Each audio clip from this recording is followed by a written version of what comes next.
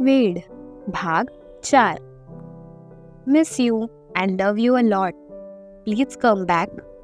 मेसेंजरवर एका अनोळखी प्रोफाईलवरून तिला मेसेज आलेला. एवढे दिवस शांत झालेलं वादळ पुन्हा तिच्या भोवती घुटमळायला सुरुवात झालेली. आता पुढे काय होईल या विचाराने ती खूप घाबरली. मोबाईल हातात तसाच पकडून धाप करून ती स्टेअरकेसवर बसली.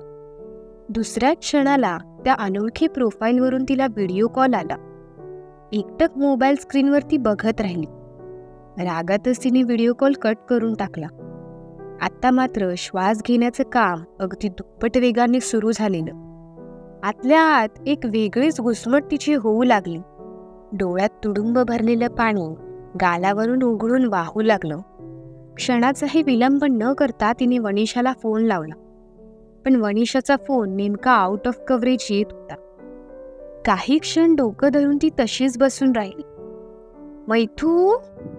मामाची दुसरी हाक तिला ऐकू आली तसं तिने पटकन स्वतःच्या डोळ्यावरून हात फिरवला आणि घरी जायला निघाली. दारातच मामा उभा होता, जो तिची वाट बघत होता. मामाने तिच्या खांद्यावर हात टाकला आणि तिच्या सोबत बोलतच तो आत निघून आला.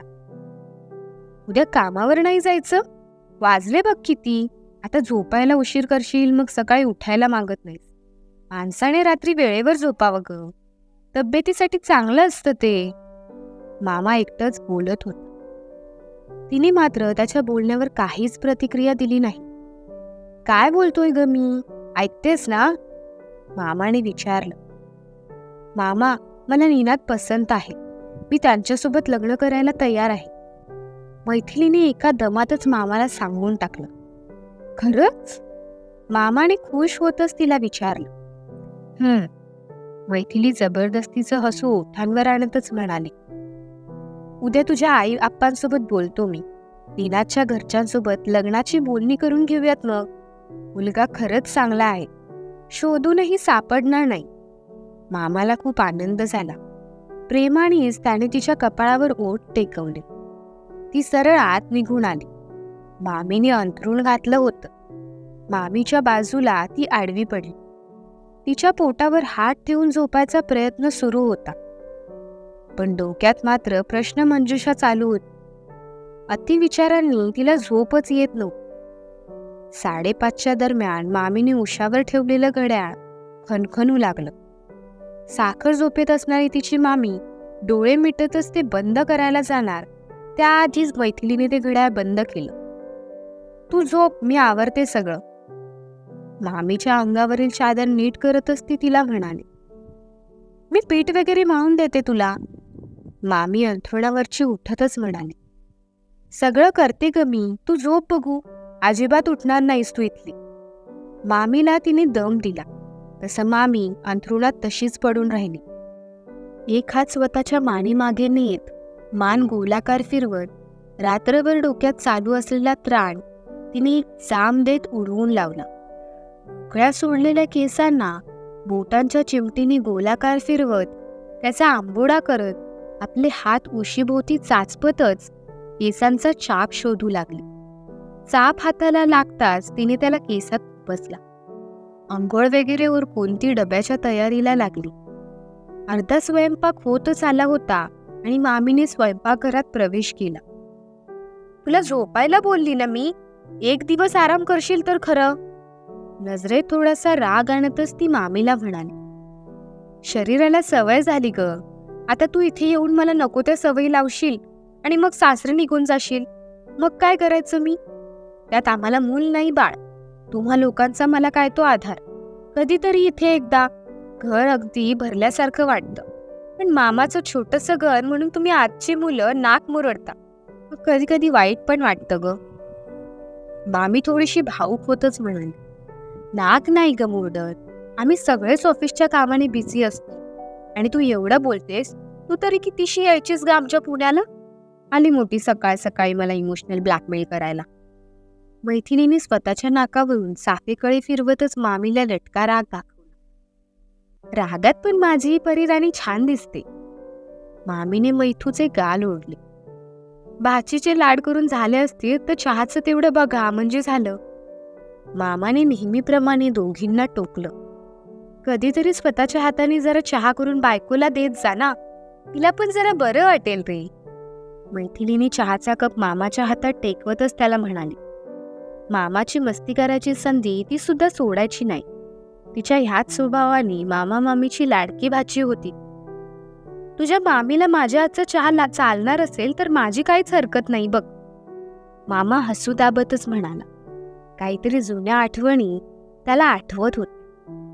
अजिबात नको, तुम्ही बनवलेल्या चहाची चव अधूनमधून जिभेवर रेंगाळत असते माझ्या, मामी म्हणाली. पण नजरेनेच स्वतःच्या नवऱ्याला रागात बघण्याचं काम सुरू होतं तिचं. म्हणजे ग? दोघांचीही एकमेकांना बघून सुरू असलेले इशारे बघून मैथिलीने हसतच तिला विचारलं.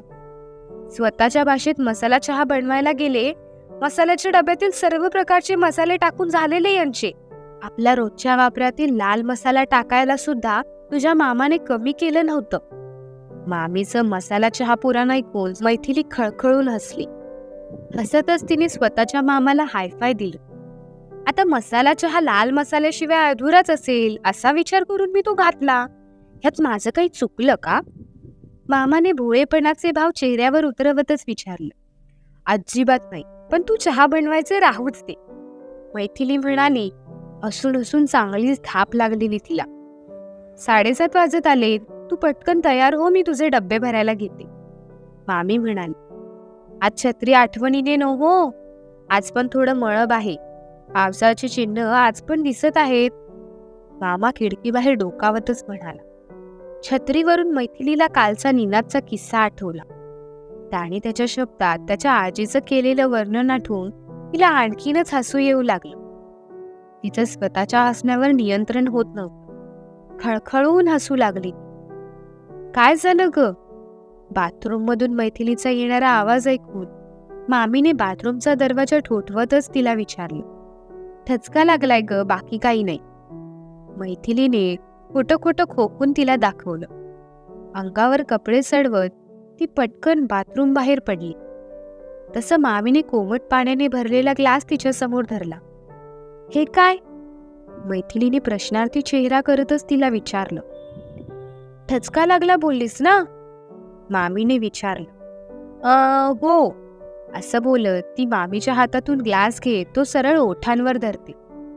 दुसऱ्या क्षणाला ग्लास रिकामी करत ती मामीच्या हातात देते. काल छत्रीचा किस्सा अचानक आठवल्यामुळे मनावर कितीही आवर घालण्याचा प्रयत्न केला तरी हसू काही केल्या जात नव्हतं. आज डोक्यात नुसतं निनादचे विचार घर करत असतात. लांब सडक केसांवरून कंगवा फिरवत लिपस्टिकच्या मदतीने ओठांना गुलाबी करत ती आरशासमोरून बाजूला होते. पण पुन्हा काहीतरी आठवत तसं पुन्हा आरशात डोकावते. ड्रॉवरमधून टिकलीचं पॉकेट काढत ड्रेसला मॅचिंग अशी टिकली तिने त्यातून बाहेर काढली आणि दोन्ही भोवयांच्या मधोमध चिकटवली. परफेक्ट.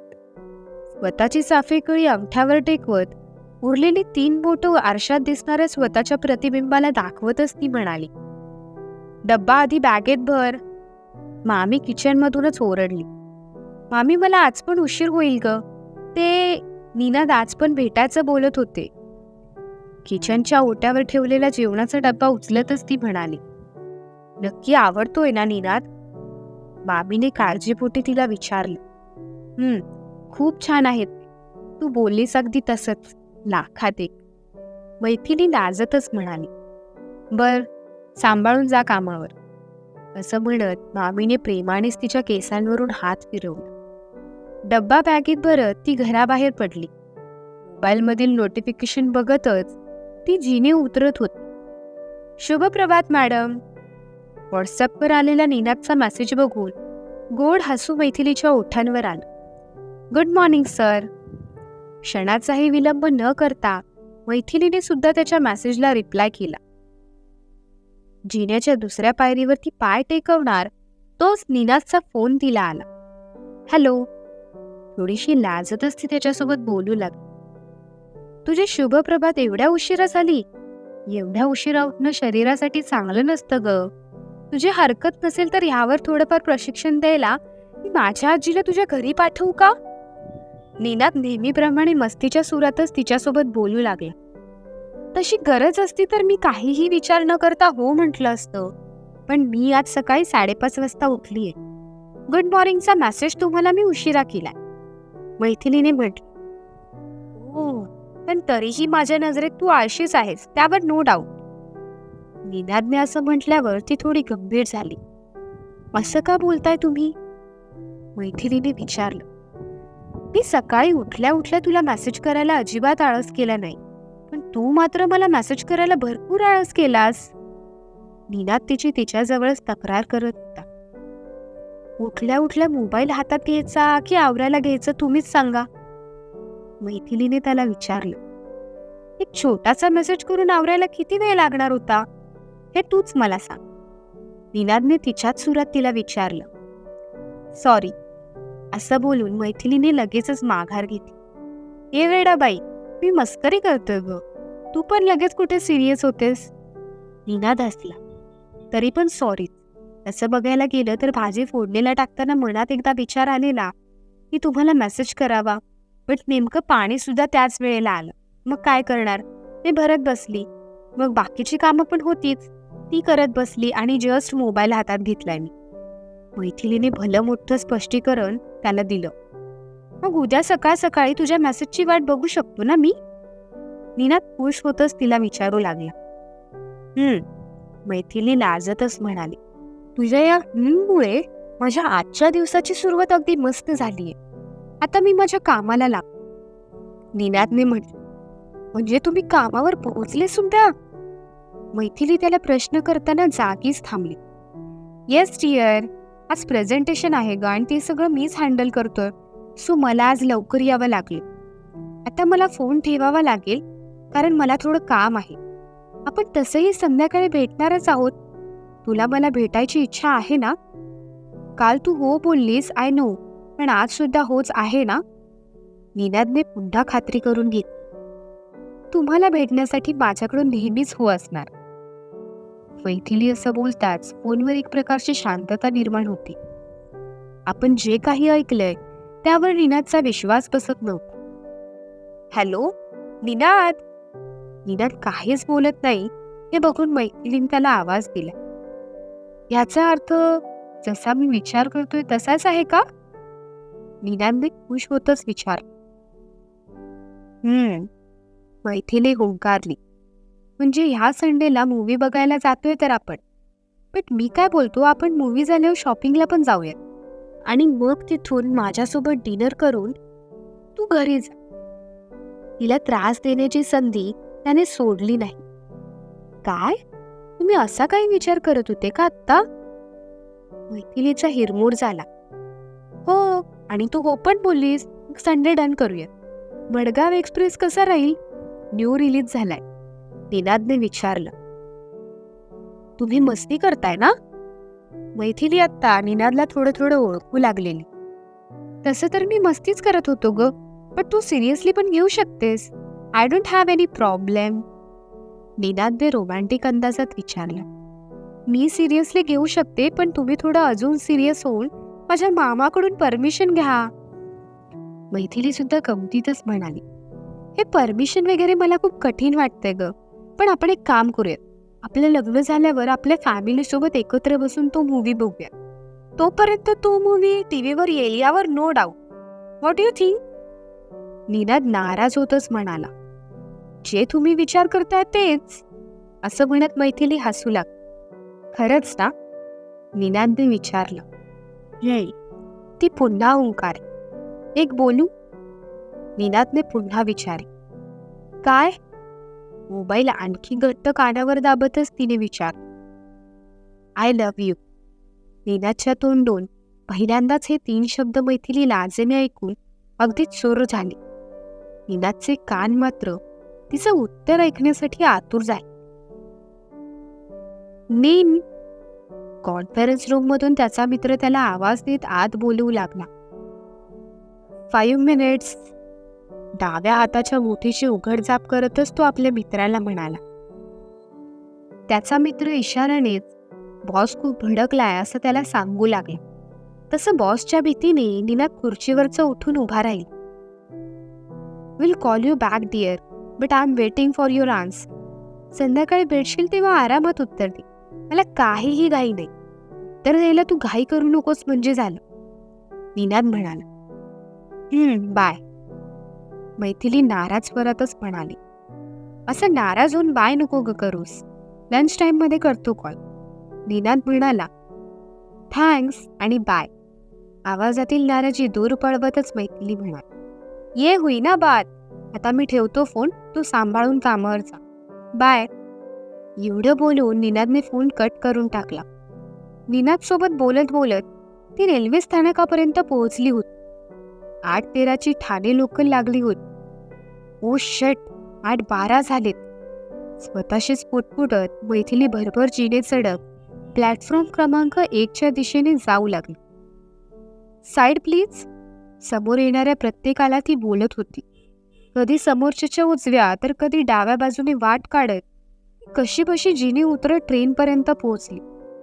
पण आता महिलांच्या डब्यापर्यंत पोहोचण्यासाठीचा तिचा संघर्ष सुरू होता. पण तोच ट्रेनचा हॉर्न झाला आणि ट्रेन थोडीशी पुढे सरकली. मैथिलीने ट्रेनपेक्षा स्वतःचा वेग अजून थोडा वाढवला आणि चालत्या लोकलमध्येच ती महिलांच्या डब्यात शिरली. श्वास भरपूर फुललेला तिचा. ट्रेन बऱ्यापैकी खाली असते. बॅगेतून पाण्याची बॉटल काढत खिडकीला लागून असलेल्या सीटवरती बसली. पाणी पिऊन ती स्वतःला थोडं शांत करू लागली. ट्रेनने चांगलाच वेग पकडला होता. थंडगार वारा तिच्या चेहऱ्यावरून झळकत होता. बाहेरील नजारा बघण्यात ती हरवून गेलेली असते. कानात निनादचे गोड शब्द घुमत असतात. एकटीच गालातल्या गालात ती हसते हे बघून तिच्या समोर बसलेल्या महिला थोड्याशा विचित्र नजरेने तिच्याकडे बघत होत्या. मैथिलींनी त्याच्यावर नजर फिरवत कानात हेडफोन खुपसून खिडकी बाहेर बघत बसली. कधी संध्याकाळ होते आणि आपण निनादला भेटतोय असं तिचं झालं होतं. ऐरोलीला गाडी येऊन थांबताच ती ट्रेनमधून नेहमीसारखी बाहेर पडली. नेहमीच्या सवयीप्रमाणे स्वतःच्या आईला फोन लावत ती तिथून जात होती. फायनली भेटलीसच ना तू, मला बोलायचंय तुझ्यासोबत, चल इथून. एक जण रेल्वे स्थानकावर सगळ्यांसमोर तिचा हात पकडतच तिला म्हणाला.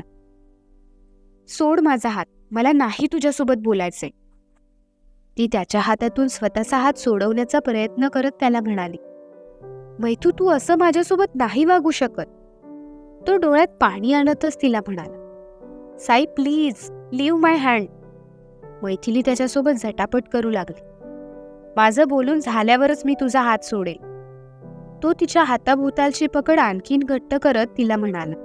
तिला तिच्या हातातून आता वेदना जाणवू लागल्या. तो तिला स्वतःसोबतच ओढत कुठेतरी घेऊन जाऊ लागला. रेल्वे स्थानकावरील सगळी मंडळी तिथे जे काही चालू आहे ते फक्त बघण्याचं काम करत होते. पण कोणी एकही जण तिच्या मदतीसाठी पुढे येत नव्हतं. साई, मैथिलीने जमेल तितक्या ताकदीनिशी स्वतःचा हात त्याच्या हातातून सोडवून घेतला आणि स्वतःला त्याच्यापासून लांब ढकलून दिलं. साईचा तोल जात तो रेल्वे रुळांवर पडला आणि तोच त्याच्या समोर येणाऱ्या ट्रेनचा हॉर्न मोठ्याने वाजला. साईने घाबरतच त्या ट्रेनकडे पाहिलं आणि एक नजर त्याने मैथिलीवर फिरवली. मैथिलीने स्वतःचे दोन्ही हात ओठांवर दाबत घाबरतच साईकडे पाहिले. थँक्स, साई भाऊक आवाजातच तिला म्हणाला. रेल्वे अगदी दुप्पट तिप्पट वेगाने त्याच्या दिशेने येत होती. त्याला काही कळायच्या आणि त्याने काही करायच्या आत रेल्वेने त्याला धडक मारली. साई, मैथिली घाबरत मोठ्याने किंचाळली. आय नो, थोडा डेंजर होता आजचा भाग. पुढील भाग कधी ऐकायला आवडेल हे कमेंट सेक्शनमध्ये नक्की कळव. तोपर्यंत धन्यवाद.